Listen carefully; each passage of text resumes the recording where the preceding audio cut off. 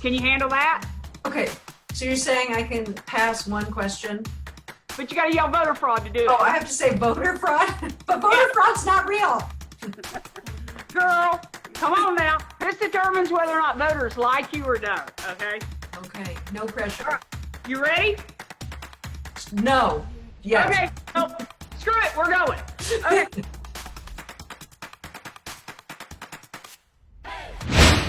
If you are interested in getting rid of Glenn Casada and putting a mom and teacher in his place. Wait, who is Glenn Casada? Elizabeth's opponent, Glen Casada, is one of the most despised politicians in the Tennessee state legislature. If the name sounds familiar, it's because he's been stirring up trouble for years. His record reads like a laundry list of the most discriminatory positions a politician can hold, from filing a lawsuit claiming that Barack Obama wasn't an American citizen, to trying to repeal a workplace non-discrimination bill for sexual orientation and gender identity, to hiring a political operative to smear a colleague's sexual assault accusers, to trying to block the admission of Syrian refugees into Tennessee and immediately deport any refugees who had already moved into the state. But it was last year, after Glenn became Speaker of the House, when things really heated up. His trouble began when it was revealed that his chief of staff had attempted to frame a local civil rights activist for violating a restraining order. At the same time, the FBI was looking into Casada, following allegations that he strong-armed and possibly bribed some members of the House in order to secure votes on a controversial school voucher bill. Then came revelations that Casada had exchanged racist and sexually explicit text messages, and that he was guilty of campaign finance violations totaling over $100,000. As scandals continued to pile up, the GOP caucus held a no-confidence vote. Casada announced that he would resign as Speaker but continue to serve in the House. His was the shortest stint of a Tennessee Speaker of the House in modern history, lasting less than 8 months. Now he's up for re-election, and we have a chance to stop him.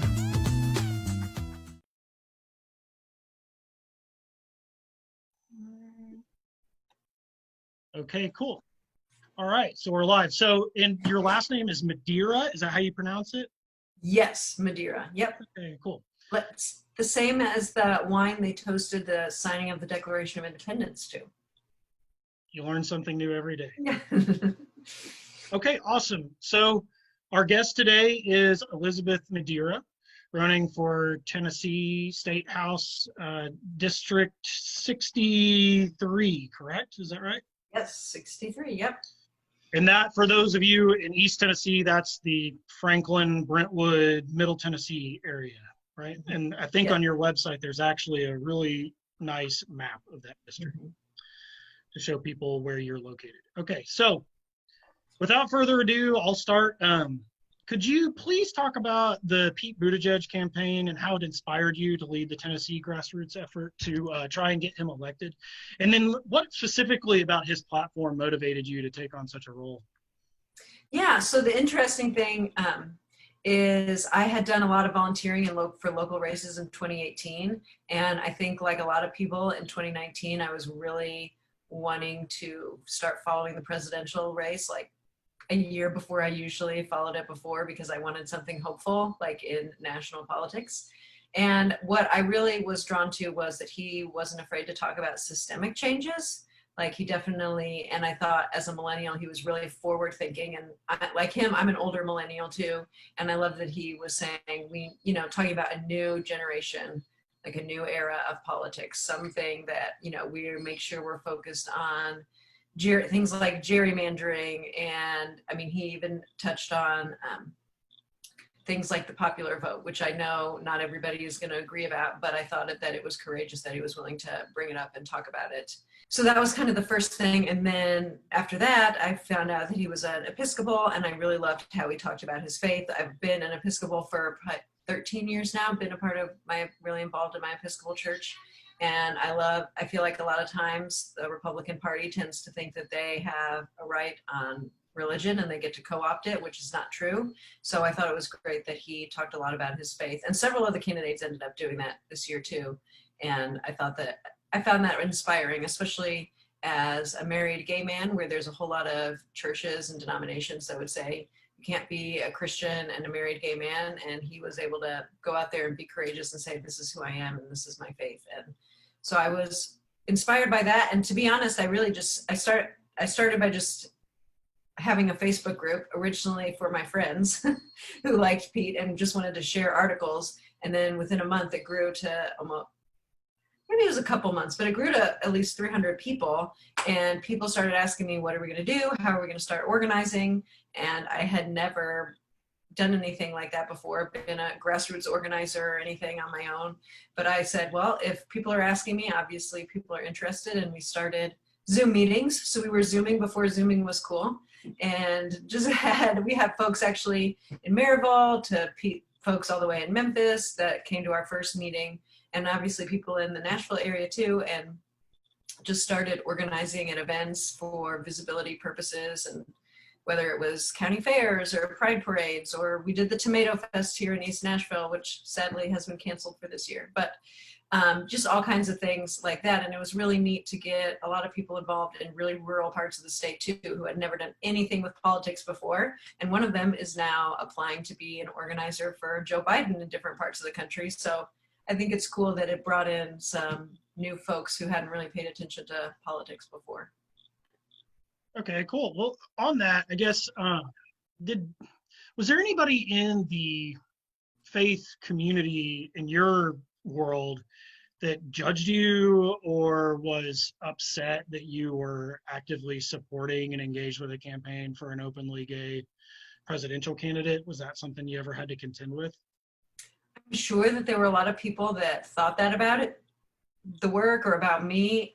Thankfully, only one extended family member sent me a direct message on Facebook and engaged me. But most people I know, even people that not necessarily morally agree with gay marriage, which that's another discussion, but really liked Pete, liked his message, and a lot of those people ended up voting for him in the primary too. So I feel like it's definitely encouraging to see how many Christians are coming around to being more open and accepting of the LGBTQ community and same-sex marriage, for sure. So Republicans really claim religion as sort of the bedrock of the party, but we tend to see it as more of an evangelical Christian voice. And when values are being spoken about, that's what we hear from the most. And so one of the consistent rallying cries, of course, is that Democrats believe in murdering babies. As a person of faith who's not an evangelical Christian, how do you push back on that? And what do you say to people, especially in a red state like Tennessee? Oh, it's such a personal and contentious hot button issue. And I know, I actually grew up conservative and evangelical. And so I was probably even consider myself a one issue pro-life voter for my first voting years. And so I think sharing my story makes it kind of become real for people. So a little bit of my story, with my conservative background, I actually volunteered for years at a crisis pregnancy center that did not have anything to do with abortion, because I felt really strongly in the issue. And while I volunteered there, my role was to just kind of be a mentor to women who had chosen to carry their pregnancies to term and help them get things they needed, like make sure they got their doctor's appointments, and we provided them with free maternity clothes and car seats and all that kind of stuff. But one of the very first things we did was make sure women were set up for WIC, SNAP, make sure they were on Medicaid, that they had health insurance. And it was really eye-opening to me, that, here I had been told various messages growing up that fit into my conservative worldview. And I was realizing here are all of the things that allowed these women to birth and raise their children were programs that were trying to get slashed by the Republican Party. And so I started realizing here, the way that women are able to make this choice is with a social safety net. So that was kind of the first big eye-opening thing for me. And then my husband and I actually we went through infertility, and we have adopted twice. And then we also were grateful enough to do one round of IVF. And of course, after you've been infertile for 7 years and you get pregnant and it works, you're completely ecstatic. And halfway through, we ended up having a medical issue that was actually really scary. And I was in the emergency room, told the baby would probably not make it. My pregnancy would probably not go much longer, and I would probably lose the baby. And there was a small chance that my health would be at risk. And I truly cannot even put into words how devastated, of course, was the first feeling. And then just how much fear and anxiety there was in making a decision like that. And after being in that position, which I did choose, sorry about the toddler screaming in the background. We chose to continue to carry the baby as long as possible.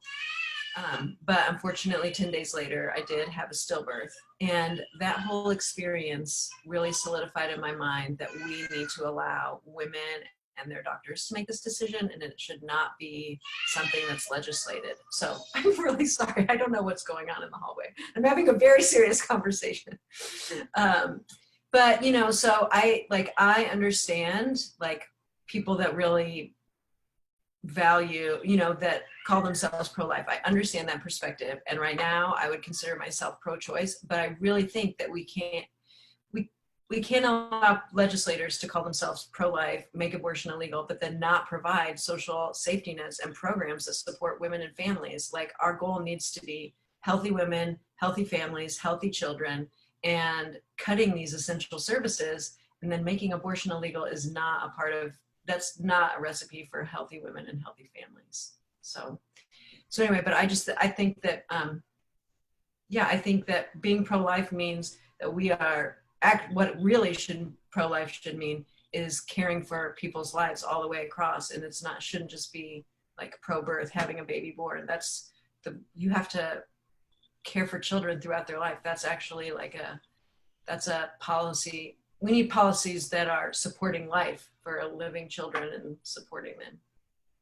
Yeah, that's incredibly powerful and so true. And yeah, I'm sure that when you share that story with voters, I mean, it definitely touched me. So I think it helps get the point across that being pro-choice is really about having choices. It's not because anybody wants to end a pregnancy. Nobody ever hopes for that outcome. But it's being able to do what you need to do for yourself. And that ties in really well with my next question, actually. So you realized the leadership of the Republican Party no longer represented your values shortly after the 2016 election. Can you tell us a little bit, obviously some of these family policies are some of them, but were there other things that the Republican values did represent for you pre-Donald Trump that really changed after his election? So I guess I just want to make sure. So you're saying what were the things that I supported as a Republican, but then did not later on? What do you feel? Yeah. Are there things that you feel changed about the party that drove you away, or was it something about your own situation that drove you away? Yeah, well, I think good question, because I think it was both. So another thing, first of all, I don't think I was, until 2012, I wasn't really that politically active or super politically aware. And so I think even Sandy Hook was something that was deeply personal to me. I was a new mom and I was a teacher in elementary school when it happened. And like so many, it felt so personal and scary. Like, this could happen to us. And of course, you're devastated for the families. And the aftermath of that, and seeing that there wasn't proactive legislation by Republican leaders to pass common sense things like universal background checks and things like that. To me, I felt like, how can you say you're pro-life again, but then not be passing legislation that keeps our children safe in school and in the community?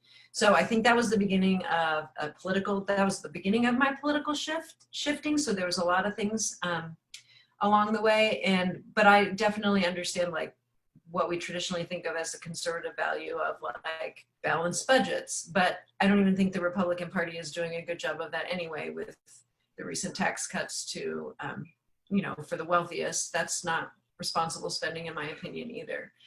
So you can ask my husband, but I am all about a balanced budget. But I also feel like when we look at budgets, they need to reflect our values. And my value as a Christian is loving your neighbor as yourself, caring for the least of these. And we need to make sure that that's what our budgets reflect, right? So I want to turn towards some of your issues that you talk about on your platform. First of all, you want to expand Medicaid in Tennessee, and how do you sell that to the people in a district that contains places like Franklin would? Right.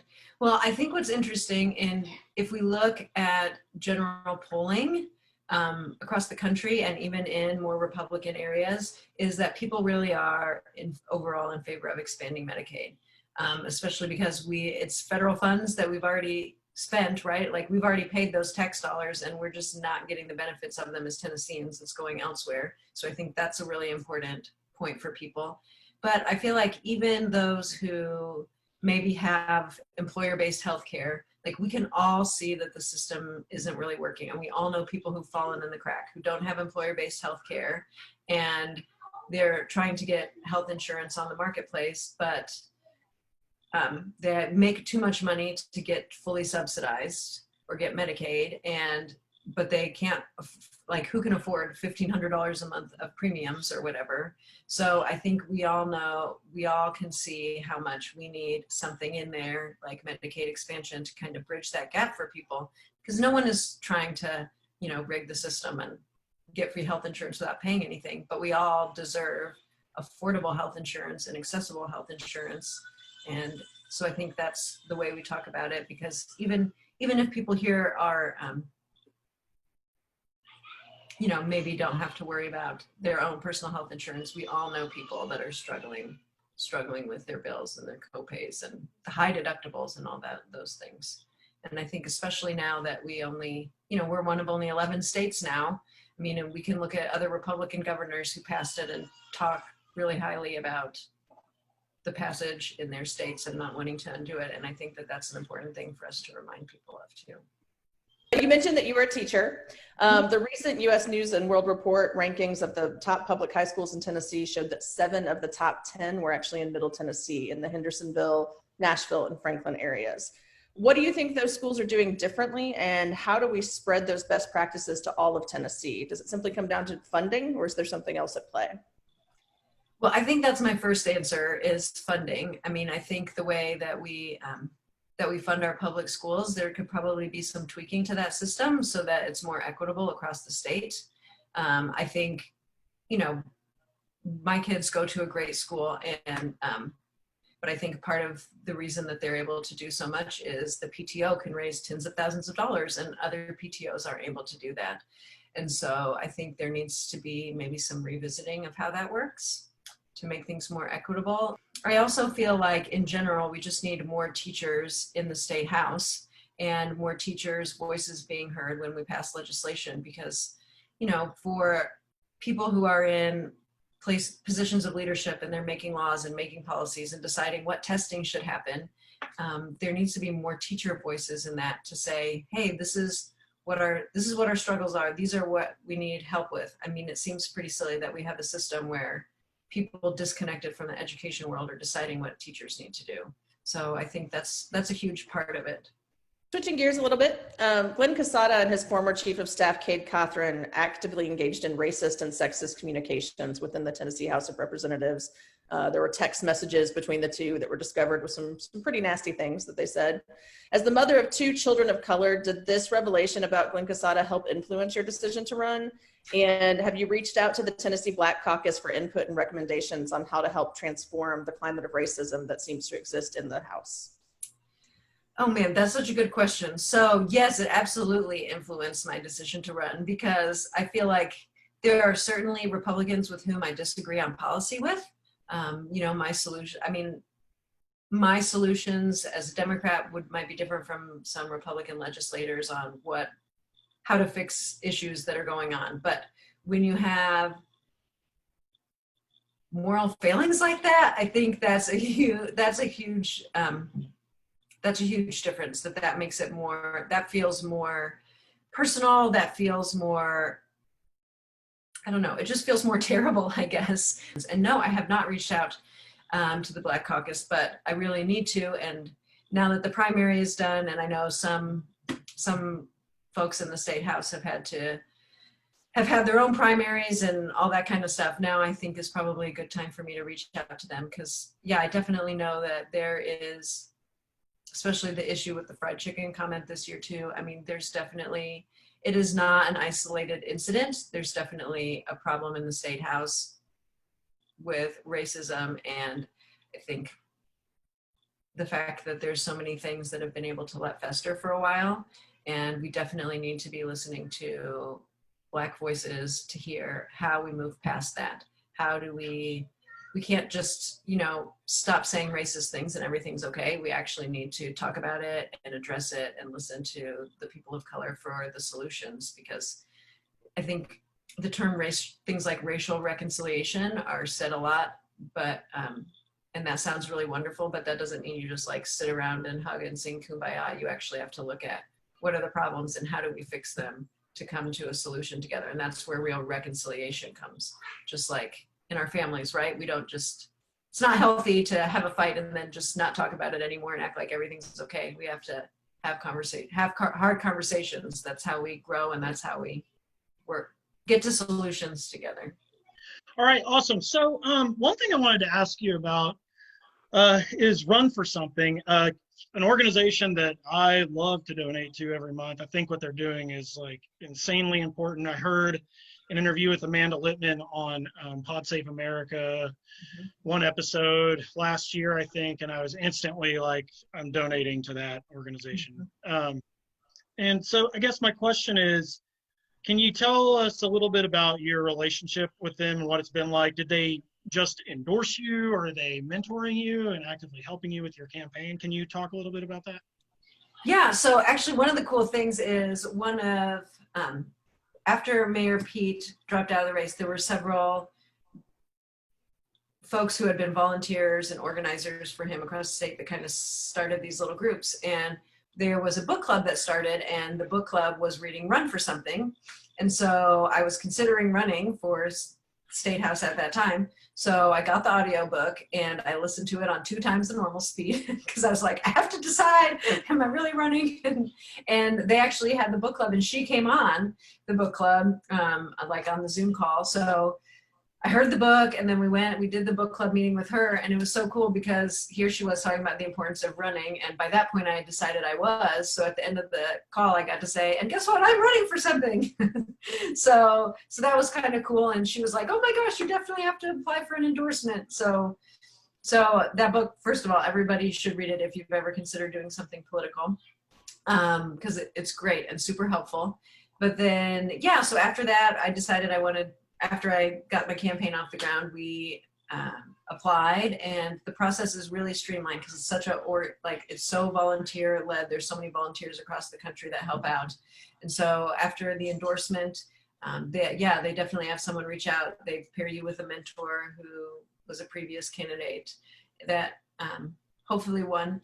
And then they definitely offer a lot of connections to different resources, and, you know, texting, they can give you resources on texting companies to use, and, you know, different digital marketing methods. And there's also they also have tons of online resources in terms of like conference calls, and I guess just like Zoom trainings and stuff. So it's really neat to have that kind of resources. And especially, I feel like I've been really grateful. I have a really strong team of volunteers that have helped out, but I know not every campaign is like that. And so to have those resources at your fingertips and being able to reach out to people to say, oh, how can we answer your questions? Do you need help creating a budget? Do you need help with your fundraising plan? Do you need help with your campaign plan? All those kind of things.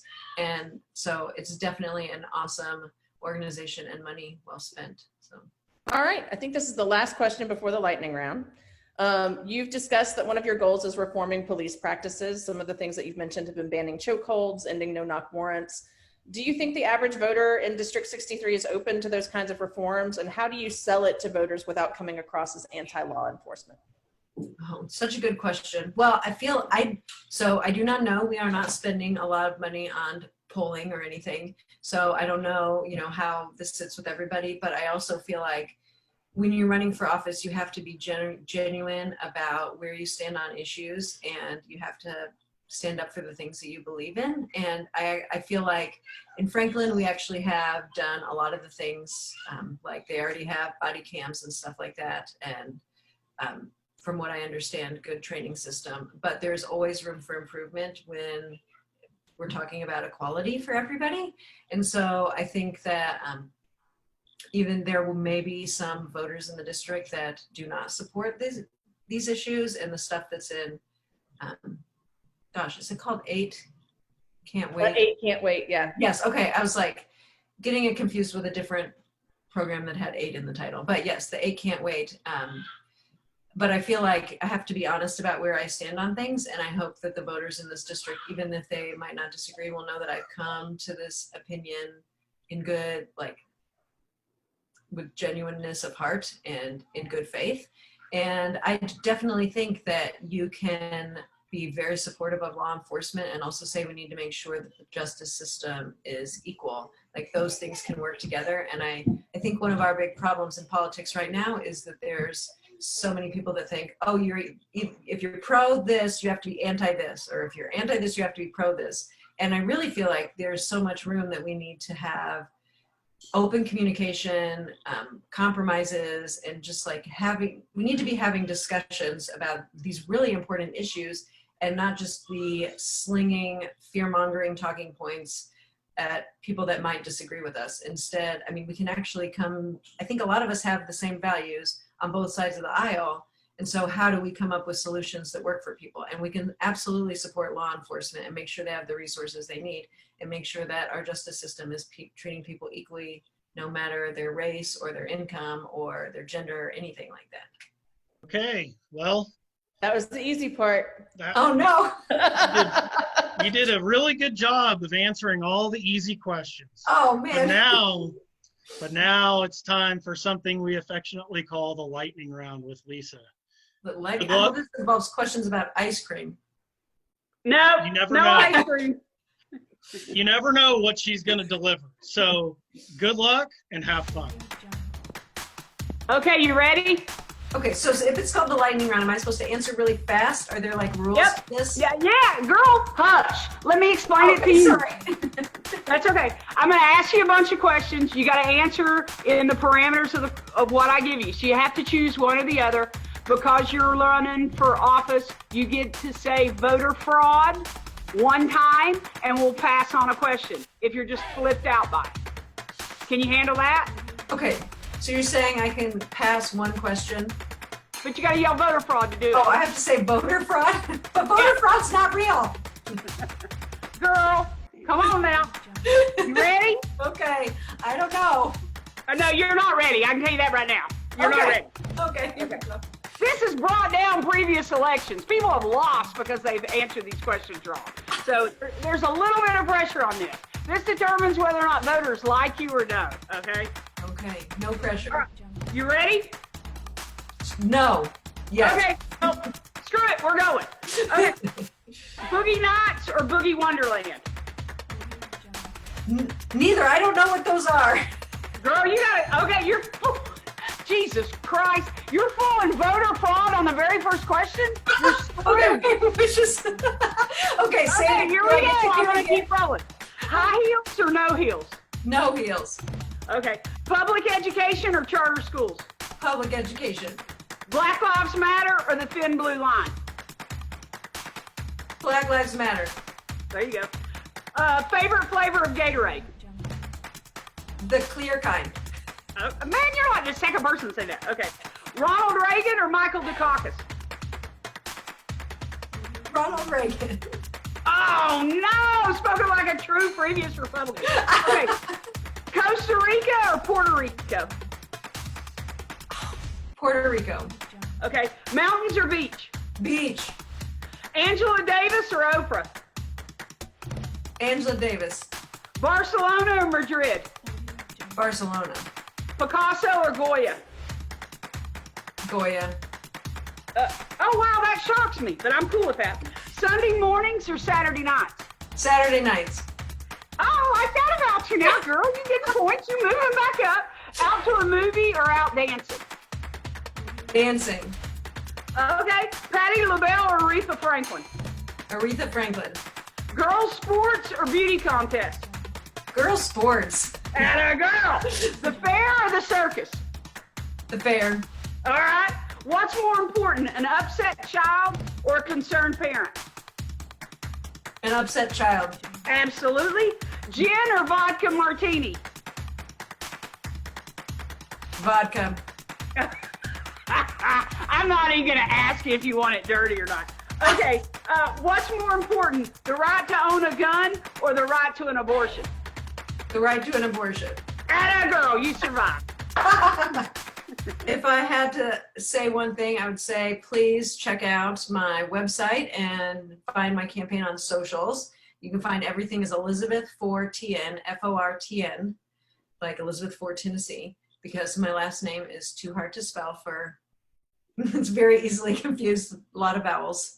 And if you are interested in getting rid of Glenn Casada and putting a mom and teacher in his place, hope you can donate $5, $10, $100, whatever you can to help support the campaign, because he's got over $300,000 in his campaign account, and so we're just reaching out to everybody we can, because as much as I wish it weren't true, we do need money to run strong campaigns and reach out to voters and let them know that there's a good option out there and they don't have to go with the incumbent. So All right. that's my pitch.